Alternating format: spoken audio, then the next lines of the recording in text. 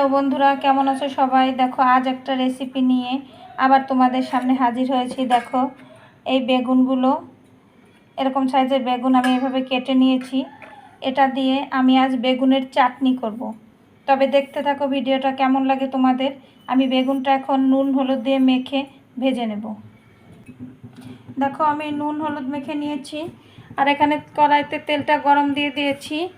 এবার আমি আস্তে আস্তে বেগুনগুলো ছেড়ে ভেজে নেব। এমনভাবে ভাজা করব যেন বেগুনটা গলেও যাবে না, আবার ভাজাটাও হয়ে যাবে।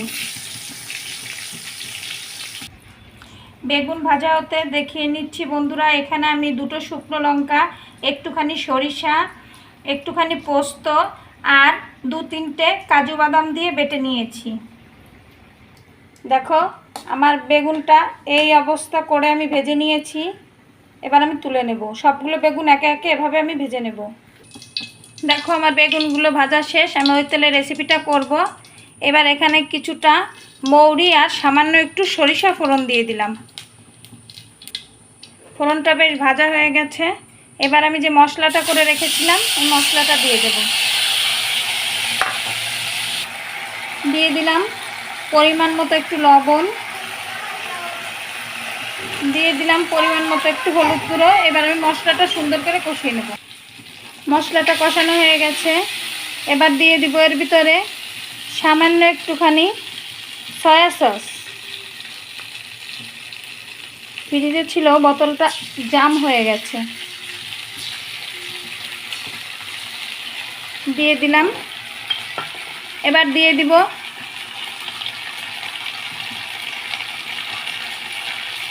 Soya sauce, chilli sauce, sorry আগেরটা চিলি সস দিয়েছি, কাজের এসে ভুল হয়ে গেছে।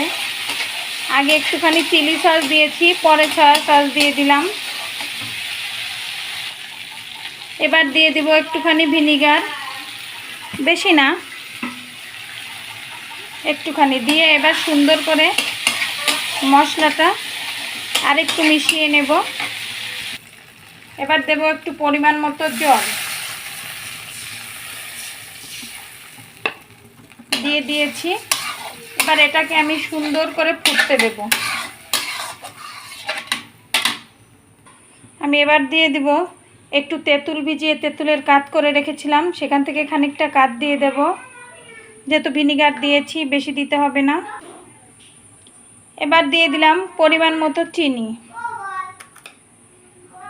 দেখো সুন্দরভাবে আমার ঝোলটা ফুটে গেছে। এবার আমি আস্তে আস্তে বেগুনগুলো ছেড়ে দেব। বেগুনগুলো ছেড়ে দিয়ে সামান্য একটু ঢাকা দিয়ে দিয়েছি। বেগুনগুলো নরম হবে কিন্তু গলে যাবে না, এমন একটা কিসের জন্য আমি একটু ঢাকা দিয়ে দিয়েছি। আমার বেগুনটা বেশ নরম হয়ে গেছে।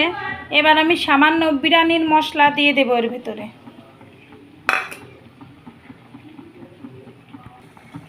দেখো আমার রেসিপিটা কমপ্লিট হয়ে এসেছে। এবার দিয়ে দিলাম আমি কিছু কিশমিশ এর ভেতরে ছড়িয়ে। এবার আমি নামিয়ে নেব। দেখো বেগুনগুলো কি সুন্দর নরম হয়ে গেছে। দেখো বন্ধুরা আমি আমার বেগুনের চাটনিটা করে নিলাম এভাবে। এটা তোমরা পোলাও, বিরিয়ানি যা দিয়েই খাবে, খুব টেস্ট লাগে। খিচুড়ি দিয়েও খেতে পারো, সেটাও খুব মজা লাগে।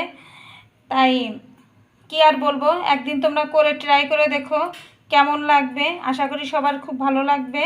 ভালো থেকো সবাই, টাটা। আবার দেখা হবে নতুন কোনো ভিডিওতে।